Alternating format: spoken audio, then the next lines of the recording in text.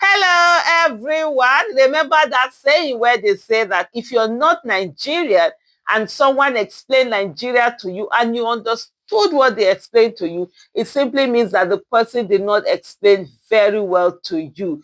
This is a country where, when they say this thing, what is happening in real life is actually stranger than fiction. Here we have this particular one. A journalist has been arrested for exposing 350 million naira constituency project. And by the way, this is not the first time that we have journalists who have reported corruption in Nigeria being the ones arrested rather than the people who actually did the corruption. This time it is Lagos journalist who has been arrested for exposing 350 million naira constituency project fraud linked to lawmaker Benjamin Olabejo. Sources told Sahara reporters on Tuesday that the journalist was lured into the trap under the guise of a scheduled interview with the lawmaker.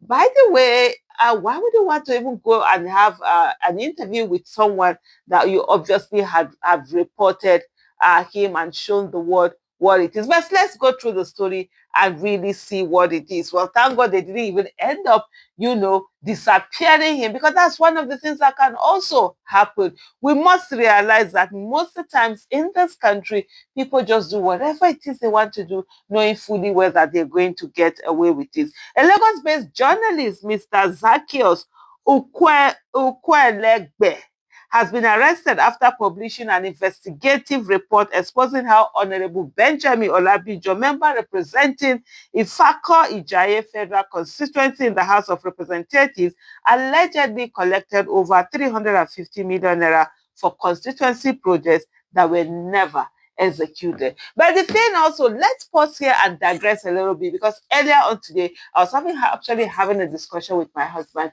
on this whole issue of election. Election is very expensive. Yeah, election is very expensive. And we are allowing people to use their own monies to do this election. When they use their money, what do you think is going to happen? They're going to try to steal.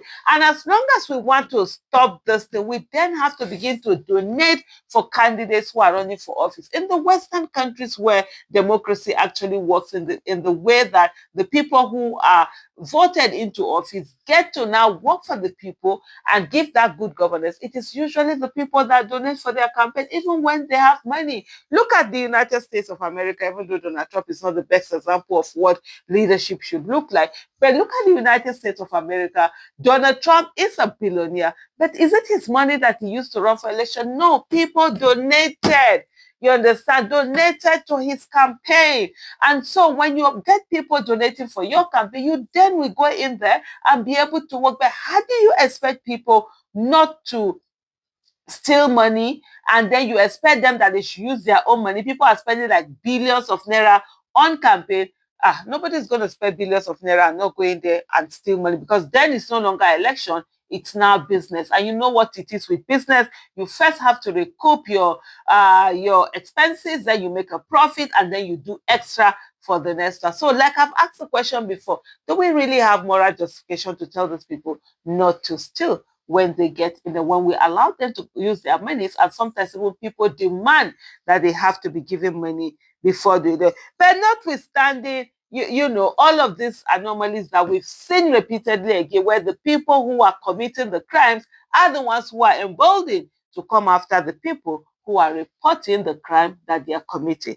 The report title revealed how Ifako Ijaye residents suffer despite millions of naira received for constituency project. Detail how several government-funded projects under Olabinjo's constituency allocation were either abandoned, incomplete, or completely non-existent despite full budgetary releases. According to the journalist, Olabinjo, popularly known as BAO, allegedly received more than 350 million naira between 2021 and 2024 for projects ranging from road rehabilitation and solar-powered streetlights to vocational training and youth empowerment programs. However, residents told reporters that none of these projects were delivered. How are you in an opportunity to be able to do these amazing things for your people, and then you don't do it? you just steal the money. And it also comes down to the fact that elections don't count in Nigeria. If elections count where he knows by the time he's coming, he's going to be voted out, he's not going to do this. But most times people don't care to vote, or they vote because of sentiment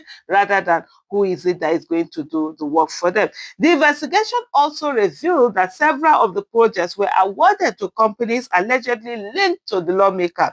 Attempts by Ikwelegbe to reach Olabijo for comment were unsuccessful, as his media aide, identified as Mr. Yekini, reportedly refused to provide any clarification. And then they put out, monies that had been transferred, they had been given. You could see the receipts of this money and all of that. However, sources told Sahara reporters on Tuesday that the journalist was lured into a trap under the guise of a scheduled interview with the lawmaker. The meeting, allegedly arranged by Olabinjo's aide, turned into an ambush. Upon arrival, Ikwelegbe was reportedly detained and taken to Oko Oba police station in Lagos, where he's currently being held. I've said this thing a lot of times about the Nigerian police and how they are always willing tool of oppression until it gets to a place where they are being fined and they pay this fine. I don't think Nigerian police is going to ever learn or get sense and do the right thing. On what basis are they now arresting the journalists? Just because the lawmaker said they should be arrested?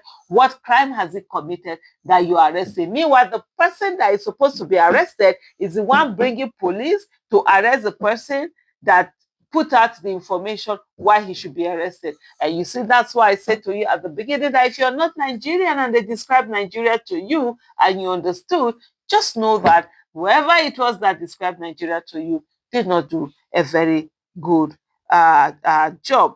A source close to the journalist raised the alarm over his safety, urging the Nigerian Union of Journalists, human rights organizations, and the Inspector General of Police to ensure his immediate release. This is a clear attempt to silence the press and intimidate those exposing corruption among public officials, the source said. The arrest comes just days after another journalist, Ibrahim Uwarano, was detained by the police at the zonal police headquarters in Kano following a petition filed by Abdullahi Rogo, the embattled Director General of the Protocol to Governor Abba Kabir Yusuf of Kano State. Mr. Rogo, who is currently under investigation by the Economic and Financial Crimes Commission, EFCC, and the Independent Corrupt Practices and Other Related Commission, ICPC, over an alleged 6.5 billion naira scandal, accused the journalist of defamation. Oh. According to reports, the police officers stormed Mr. Rogo's office in Kano on Thursday, arresting him without warrant and whisking him away to the zonal command for corruption. There's still more going on, but let me just round up here by telling you that in that same Kano, when the former governor state Abdullahi Ganduje, governor state governor, did I say governor state governor? Oh my goodness, it's Kano state governor. Abdullahi Ganduje was seen on camera taking bribe. Dollars were paid to him as bribe, and he was stuffing his babariga. At the end of the day, guess what? It was the person who reported the matter, who broke that story, that ended up being arrested. It's sad that criminals are the ones who have the upper hand in Nigeria. But don't worry, we will get to a place, as long as you don't give up, where the criminals will be where they're supposed to be, behind bars. Thank you so much for watching. Bye.